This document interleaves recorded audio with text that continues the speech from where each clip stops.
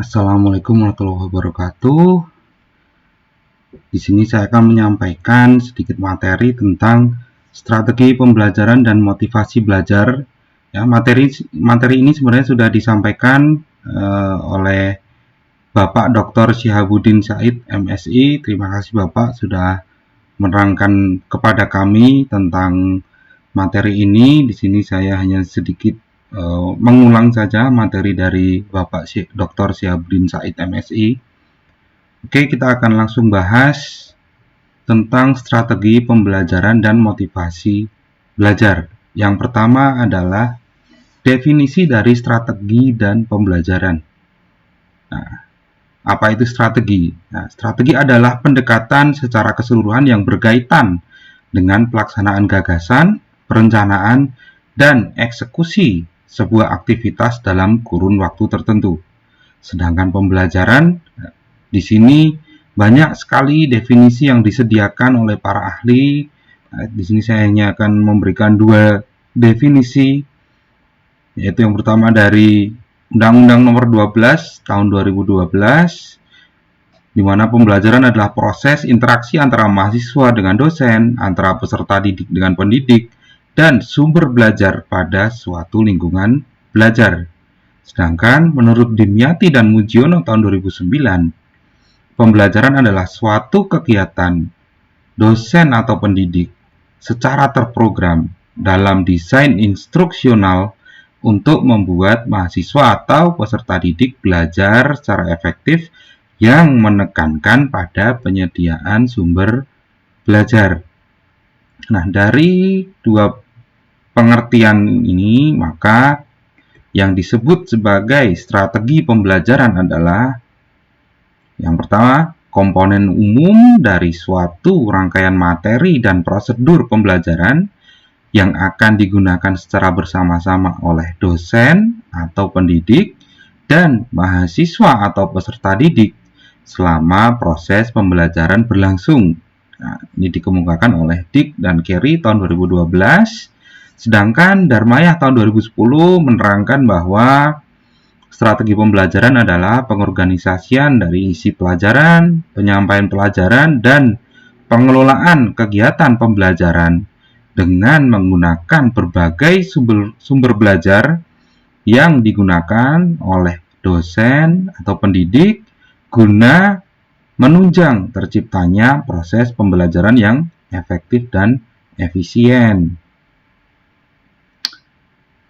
Definisi yang lain dari strategi pembelajaran yaitu prosedur pembelajaran dalam memantau usaha belajar mahasiswa atau peserta didik, mengorganisasikan pengalaman belajar, mengatur dan merencanakan bahan ajar agar tercipta proses pembelajaran yang lebih efektif dan efisien untuk mencapai tujuan pembelajaran.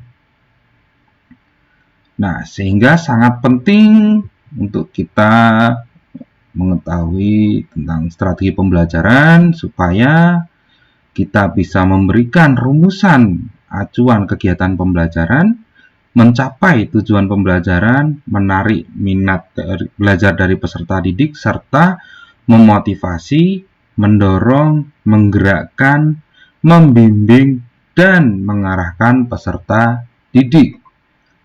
Nah, supaya apa? Supaya kegiatan pendidikan atau pembelajaran bisa berlangsung dengan baik. Karena kita tahu pendidikan adalah faktor yang sangat penting yang menentukan keberhasilan dari suatu bangsa. Nah, untuk bisa menjalankan strategi pembelajaran dengan baik, maka hendaknya kita memperhatikan unsur-unsur pendidikan yang diantaranya adalah peserta didik, pendidik, perangkat lunak atau software yang digunakan, manajemen, serta sarana dan prasarana. Nah, aset yang diperlukan dalam pendidikan adalah sumber daya manusia yang berkualitas, baik itu dari mahasiswa atau peserta didik, masyarakat, maupun dari dosen atau pendidiknya.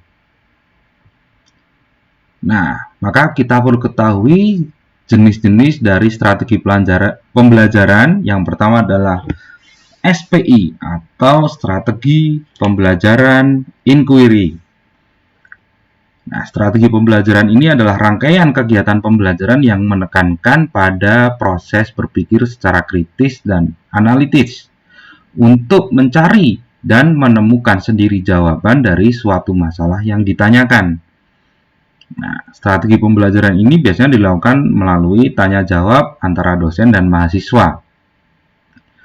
Strategi pembelajaran yang kedua adalah SPE atau strategi pembelajaran ekspositoris, di mana strategi pembelajaran ini menekankan pada proses pemberian materi yang diberikan secara lisan atau verbal oleh dosen pada mahasiswa yang ingin membantu mahasiswa agar menguasai materi pelajaran secara optimal dan efektif. Nah, dosen menyajikan dalam bentuk yang telah dipersiapkan secara rapi, sistematik, dan lengkap, sehingga mahasiswa tinggal menyimak dan mencerna secara tertib dan teratur. Lalu strategi pembelajaran yang ketiga adalah SPBM, yaitu strategi pembelajaran berbasis masalah, di mana strategi pembelajaran ini menekankan pada perpaduan beberapa kegiatan pembelajaran yang menonjolkan pada proses pemecahan masalah secara ilmiah. Nah, SPBM ini didasarkan pada psikologi kognitif yang dapat dibebaskan dari asumsi bahwa belajar adalah proses mengubah perilaku melalui pengalaman. Lalu strategi pembelajaran yang keempat adalah SPK atau strategi pembelajaran kooperatif, di mana rangkaian kegiatan pembelajaran ini dilakukan oleh mahasiswa dalam kelompok tertentu untuk mencapai rumusan tujuan pembelajaran. Nah, strategi pembelajaran kooperatif menggunakan sistem kelompok kecil atau tim yang terdiri dari 4 sampai dengan 6 orang untuk mencapai tujuan pembelajaran yang telah dirumuskan. Nah, biasanya sistem penilaian pada strategi pembelajaran ini menggunakan sistem reward, ya, dengan penghargaan jika suatu kelompok menunjukkan prestasi yang telah dipersyaratkan. Nah, yang terakhir yaitu strategi pembelajaran meningkatkan keterampilan berpikir atau SPPKB. Nah, strategi pembelajaran ini mengutamakan kemampuan berpikir dari mahasiswa. Materi yang disajikan dapat berupa membimbing mahasiswa melalui proses menemukan konsep sendiri yang harus dikuasai oleh mahasiswa dengan cara terus-menerus melalui proses dialog dan menggunakan pengalaman mahasiswa. Nah, pada strategi pembelajaran ini, peningkatan sarana prasarana berperan penting supaya strategi pembelajaran bisa berjalan dengan maksimal. Nah, selanjutnya, apa sih karakteristik dari proses pembelajaran? Nah, yang pertama, suatu proses pembelajaran itu harusnya dilakukan dengan interaktif, menyenangkan, inspiratif, menantang, dapat memotivasi peserta didik, memberikan ruang bagi prakarsa, memberikan ruang bagi kemandirian, serta memberikan ruang bagi perkembangan fisik dan psikologis para peserta didik. Nah, Bloom dan Cradwell menerangkan bahwa dalam belajar, mahasiswa harus menguasai 3 ranah. Yang pertama adalah ranah kognitif yang bersih tentang pengetahuan, yaitu kemampuan mengingat dan menghafal. Lalu yang kedua adalah pemahaman atau interpretasi, aplikasi, pemecahan masalah, analisis atau penjabaran konsep, serta evaluasi, yaitu proses membandingkan nilai, ide, dan metode-metode. Yang kedua adalah ranah psikomotor, di mana terdiri dari peniruan, yaitu meniru gerak, penggunaan, ya, menggunakan konsep untuk melakukan gerak, ketepatan, melakukan gerak secara benar, perangkaian atau melakukan beberapa gerakan sekaligus dengan benar, serta naturalisasi, yaitu melakukan gerak secara wajar atau natural.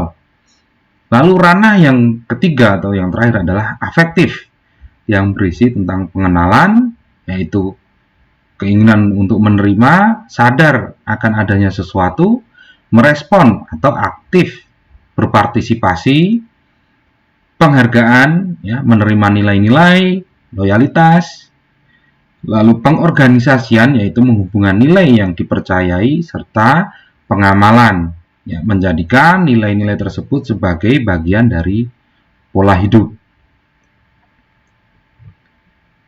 Nah, untuk bisa mencapai itu maka harus ada suatu motivasi belajar. Ya.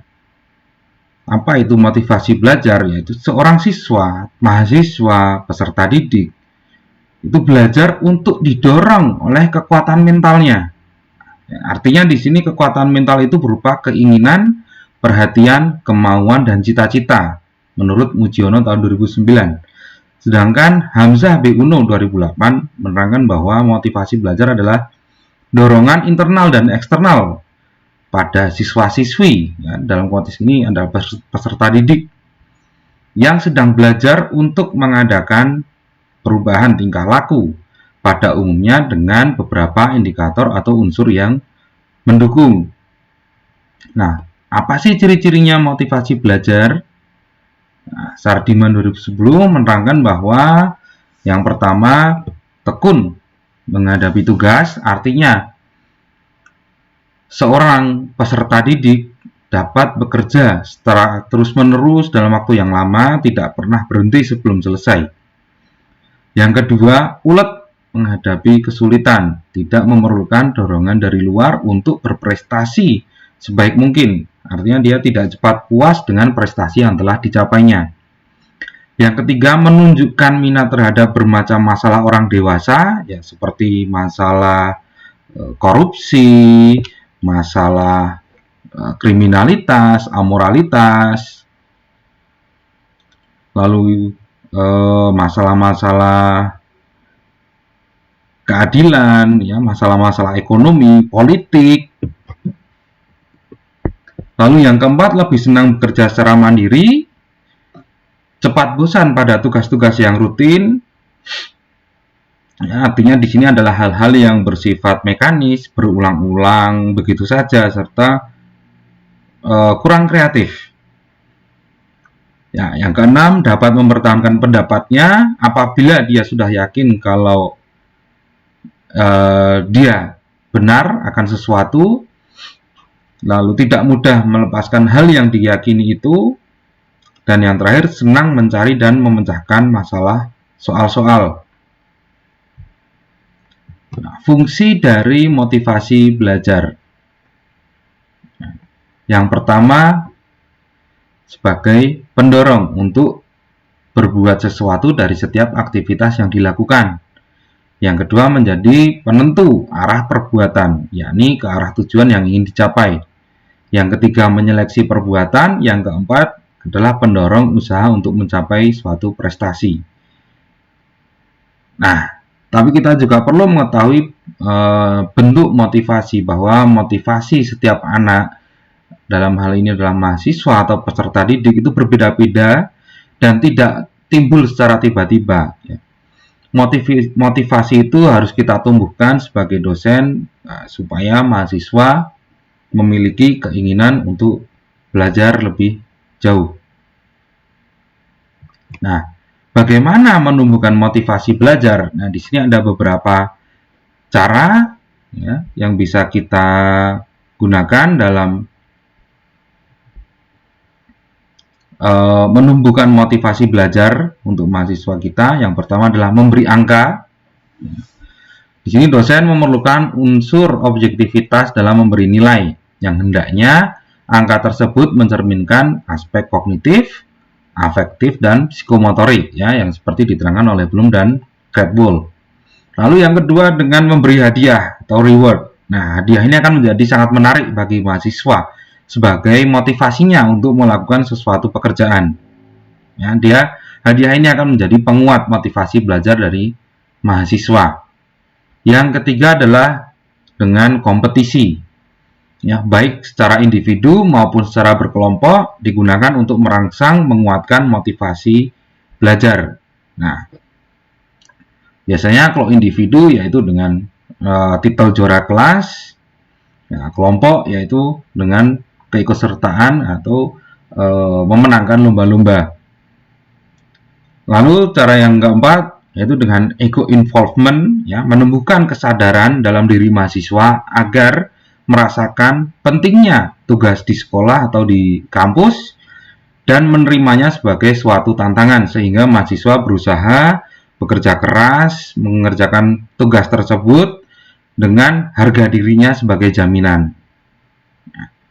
Lalu yang kelima adalah memberikan pujian. Nah, ini didasari bahwa secara psikologis seseorang manusia itu pasti akan lebih senang untuk dipuji daripada dilecehkan. Ya, yang perlu diperhatikan bahwa kualitas pujian hendaknya layak dan sesuai dengan prestasinya. Ya, apabila berlebihan maka dapat membuat mahasiswa tersebut, ya, besar hati dan tidak termotivasi lagi untuk belajar.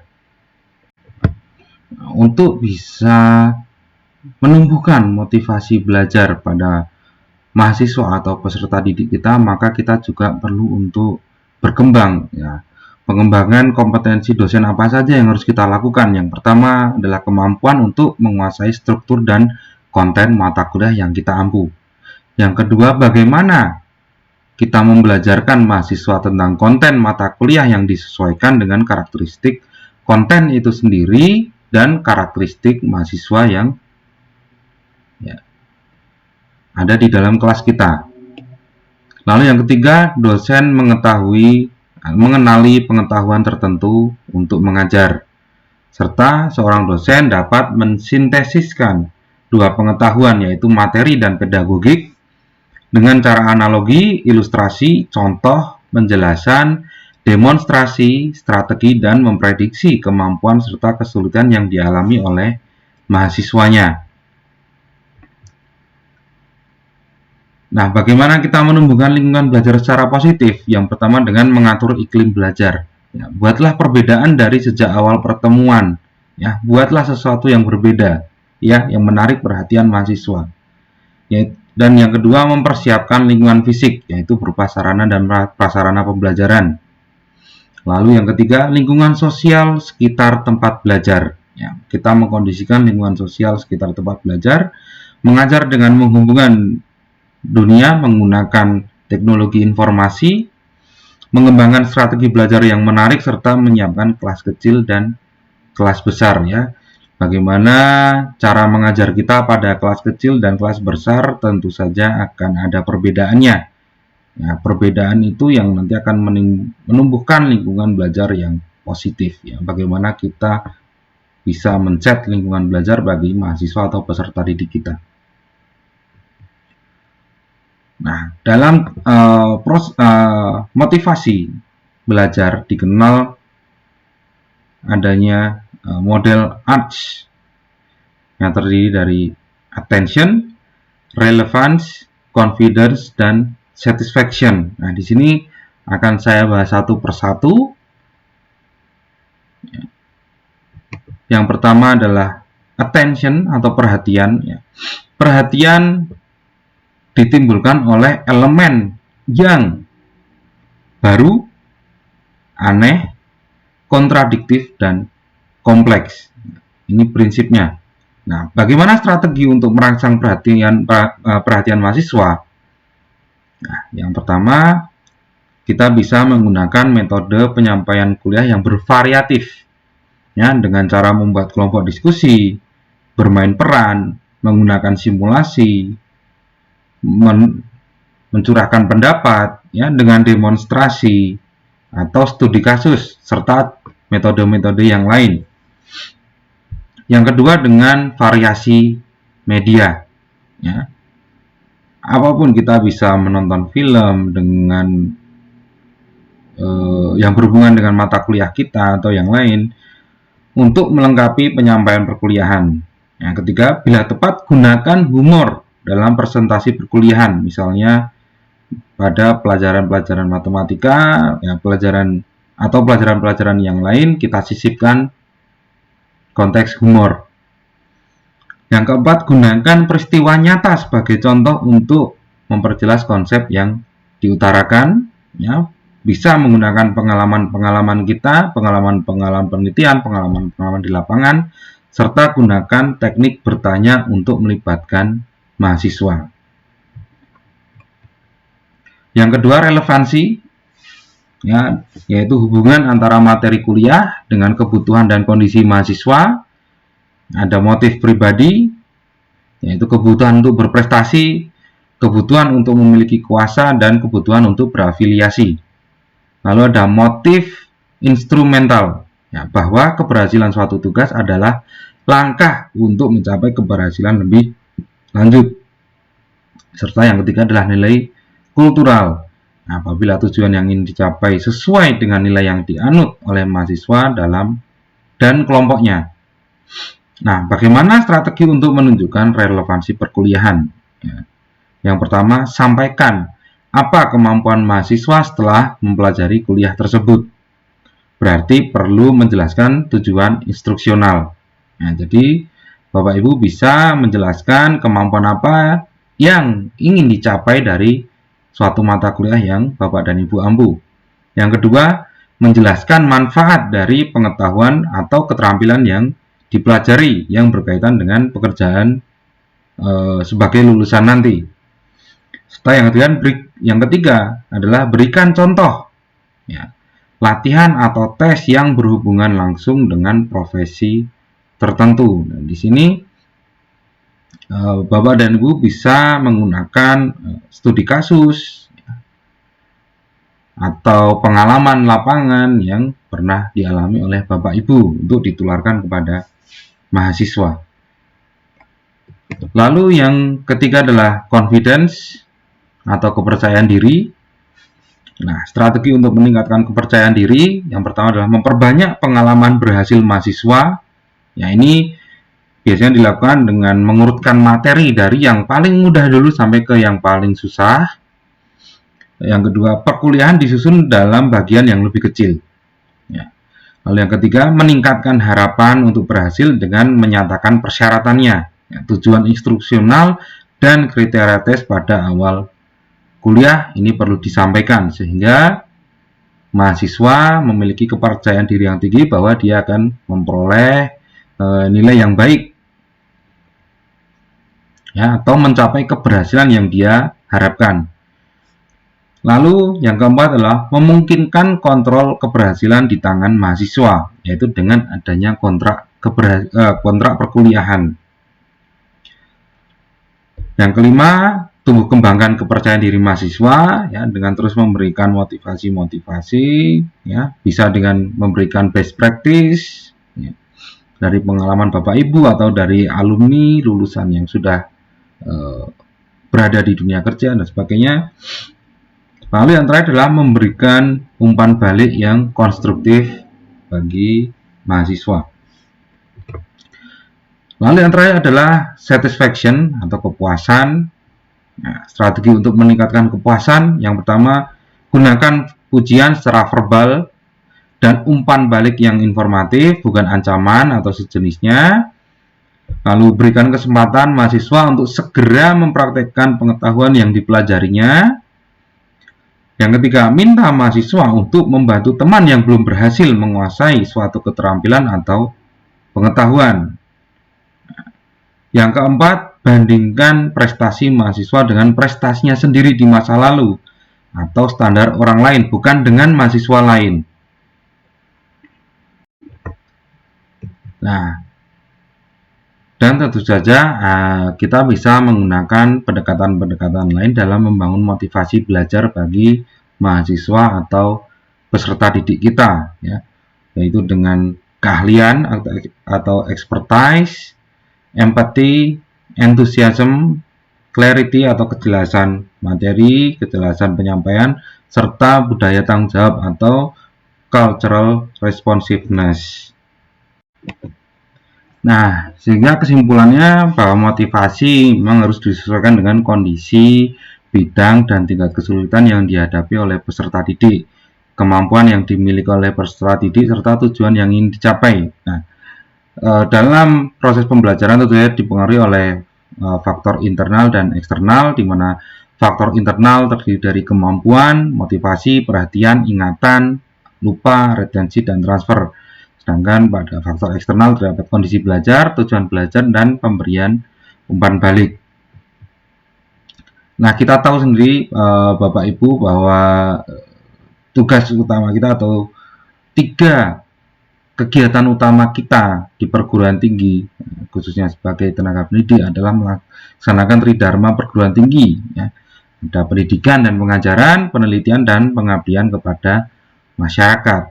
Nah, ketiga tridharma ini menuntut kita untuk memiliki kemampuan berpikir bebas, kreatif, dan inovatif, menuntut kemampuan berkarya dan mengabdi, serta menuntut karakter individu yang unggul secara intelektualitas, emosional, dan spiritualitas. Tapi tidak hanya dosen dan tenaga pendidik saja yang memiliki tuntutan, mahasiswa juga dituntut untuk memiliki kekuatan kehendak, the power of will, memiliki persistence, ketekunan, dan memiliki keinginan untuk menjadi suatu kenyataan. Nah, bagaimana kita bisa sukses dalam belajar? Nah, untuk bisa sukses dalam belajar, tentu itu bisa kita ukur dari ketercapaian tujuan belajar, yaitu learning to know, ya, mengetahui, learning to be, menjadi diri sendiri, learning to do, melakukan, dan learning to live together, ya, ini dalam kehidupan bermasyarakat. Ya, kiat sukses untuk belajar, ya, yaitu yang pertama, kita harus punya tujuan dan cita-cita, kita punya kedisiplinan, kita konsisten, kita selalu belajar mengetahui, mencari ilmu pengetahuan, punya keyakinan, tunjukkan dengan tindakan, serta selalu sehat jasmani dan rohani. Nah, ini penutupan, ya, kesimpulan bahwa perubahan zaman menuntut setiap individu, baik itu dosen, tenaga pendidik, maupun mahasiswa atau peserta didik, melakukan perubahan ke arah yang lebih baik sesuai zaman yang dihadapinya.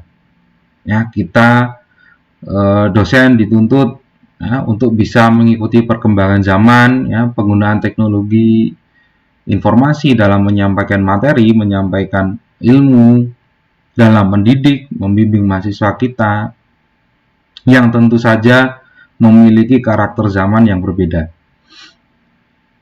Nah, sehingga kita setuju bahwa konsep belajar itu adalah sepanjang hayat, long life learning, bahwa kita bahkan sebagai dosen atau tenaga pendidik juga harus terus mengembangkan kematangan diri dan memaksimalkan pengabdian kepada Tuhan. Serta yang terakhir adalah evaluasi sebagai dosen pembimbing akademik, maka ketika kita dipasrahi oleh orang tua mahasiswa kita, maka kita juga harus bisa menuntun, membimbing mahasiswa kita dalam hal akademik, tentu saja untuk membuat rencana akademik bersama-sama supaya mahasiswa bisa lulus tepat waktu, berprestasi, dan mandiri, serta yang terakhir bisa bermanfaat dan membanggakan masyarakat, khususnya orang tuanya. Nah, mungkin ini saja yang bisa saya sampaikan. Kurang lebihnya mohon maaf. Terima kasih. Wassalamualaikum warahmatullahi wabarakatuh. Terima kasih Bapak dan Ibu.